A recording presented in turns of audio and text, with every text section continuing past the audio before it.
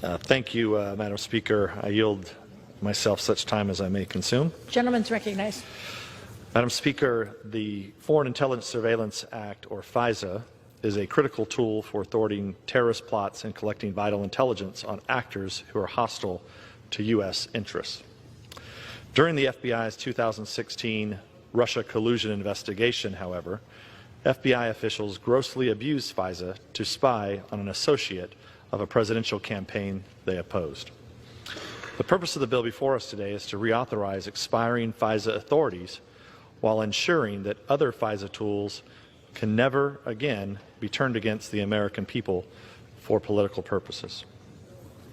In 2017, in the course of our own investigation on Russia, House Intelligence Committee Republicans received strong indications that FISA had been severely abused in order to spy on Carter Page, a former associate of the Trump campaign.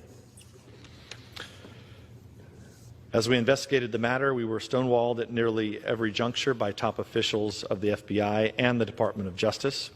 Their denials of any wrongdoing were uniformly repeated by the media and by political figures who were spreading the false accusation that Trump campaign officials colluded with the Russian government to interfere in the 2016 presidential election. I'd like to thank my Republican colleagues and staff on the committee who persisted amid the most determined obstruction of any investigation this House has seen in a long time. I'd also like to thank our Republican colleagues on the House Oversight and Judiciary Committees who worked hard to uncover the full extent of this malfeasance. The full scope of the abuse was eventually detailed by Inspector General Michael Horowitz, whose December 2019 report revealed 17 major mistakes and omissions, along with many lesser abuses. Among many other abuses the Inspector General found was that the FBI had used unverified allegations from the Steele dossier to get a FISA warrant on Carter Page, had misrepresented the reliability of those allegations to the court, had omitted exculpatory information from their submission, and had doctored an email to hide Page's prior cooperation with a U.S. intelligence agency. H.R. 6172 is the first step in imposing reforms to address these gross abuses and restore accountability in the FISA process. These reforms include, but are not limited to, requiring the Attorney General's approval in order to obtain a FISA warrant for any candidate for federal office, imposing strong penalties for those who conceal information from the FISA court or leak FISA-derived information, and providing clear authorization for Congress to access FISA materials so that elected officials can better oversee FISA cases without obstruction. This legislation makes strong reforms that will protect the American people from government overreach while continuing to protect the homeland from terrorist threats. Close congressional oversight of the FISA process, which will be enhanced significantly by this bill, must continue in order to prevent future abuses. What happened to the Trump campaign in 2016 can never be allowed to happen again, not to a political campaign and not to an American citizen. I believe I speak for all Republicans when I say that our work is not finished. We will continue to look for further ways to improve both privacy protections and as well as FISA's effectiveness in diffusing national security threats to our country. With that, I urge support of H.R. 6172, and I reserve the balance of my time. As we learned last night, story time last night, we get story time first thing this morning. Ambassador Sondland, welcome. Glad you're here. Well, I'm really not glad you're here, but welcome to the fifth day of this circus. As I've noted before, the Democrats on this committee spent 3 years accusing President Trump of being a Russian agent. In March 2018, after a year-long investigation, Intelligence Committee Republicans issued a 240-page report describing in detail how the Russians meddled in the 2016 elections and making specific recommendations to improve our election security. Denouncing the report as a whitewash and accusing Republicans of subverting the investigation, the Democrats issued their own report, focusing on their now debunked conspiracy theory that the Trump campaign colluded with Russia to hack the elections. Notably, the Democrats vowed at the time to present a further, quote, comprehensive report, unquote, after they finished their investigation into Trump's treasonous collusion with Russia.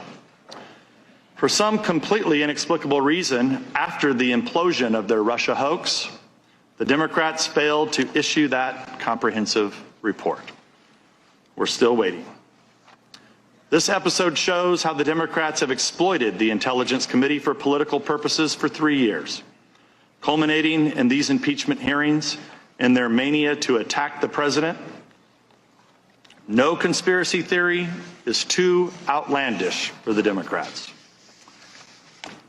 Time and time again, they floated the possibility of some far-fetched malfeasance by Trump, declared the dire need to investigate it, and then suddenly dropped the issue and moved on to their next asinine theory.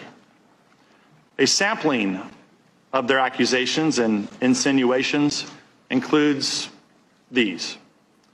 Trump is a longtime Russian agent, as described in the Steele dossier.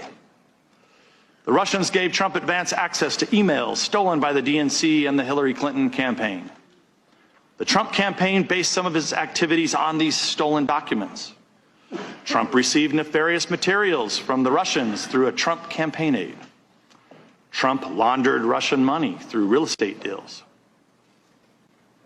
Trump was blackmailed by Russia through his financial exposure with Deutsche Bank.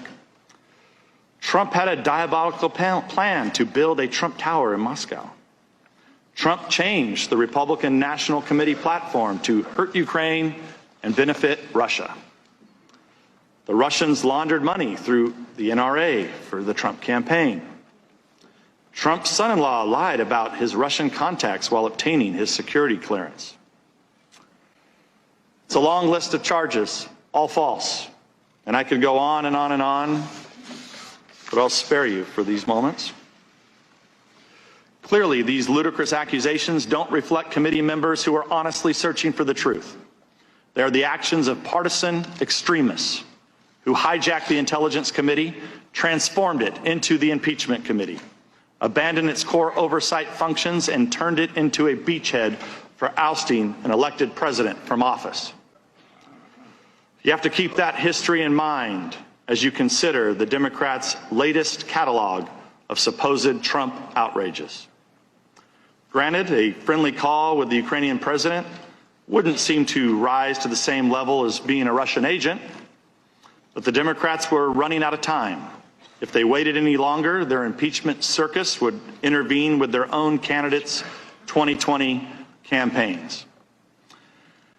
So you have to give them points for creativity in selling this absurdity as an impeachable offense. All this explains why the Democrats have gathered zero Republican support in the House of Representatives for their impeachment crusade. In fact, the vote we held was a bipartisan vote against this impeachment inquiry. Speaker Pelosi, Chairman Schiff, and Chairman Nadler, the key figures behind this impeachment crusade, all proclaimed that impeachment is so damaging to the country that it can only proceed with bipartisan support. Are those declarations suddenly no longer true? Did impeachment become less divisive? Of course not. They know exactly what kind of damage they're inflicting on this nation, but they've passed the point of no return. After 3 years of preparation work, much of it spearheaded by the Democrats on this committee, using all the tools of Congress to accuse, investigate, indict, and smear the president, they stoked a frenzy amongst their most fanatical supporters that they can no longer control. Ambassador Sondland, you are here today to be smeared. But you'll make it through it. And I appreciate your service to this country, and I'm sorry that you've had to go through this. In closing, the Democrats have zeroed in on an anonymous whistleblower complaint that was cooked up in cooperation with the Democrats on this very committee. They lied to the American people about that cooperation and refused to let us question the whistleblower to discover the truth. Meanwhile, the Democrats lash out against anyone who questions or casts doubt on this spectacle. When Ukrainian President Zelensky denies anything improper happened on the phone call, the Democrats say that he's a liar. When journalists report on Ukraine election meddling and Hunter Biden's position on the board of corrupt Ukrainian companies, the Democrats label them conspiracy theorists. When the Democrats can't get any traction for their allegations of quid pro quo, they move the goalposts and accuse the president of extortion, then bribery, and at last resort, obstruction of justice. The American people sent us to Washington to solve problems, not to wage scorched earth political warfare against the other party. This impeachment is not helping the American people. It's not a legitimate use of taxpayer dollars, and it's definitely not improving our national security. Finally, the Democrats' fake outrage that President Trump used his own channel to communicate with Ukraine. I'll remind my friends on the other side of the aisle that our first president, George Washington, directed his own diplomatic channels to secure a treaty with Great Britain. If my Democratic colleagues were around in 1794, they'd probably want to impeach him too. Mr. Chairman, this morning we have transmitted to you a letter exercising our rights under HRS 660 to subpoena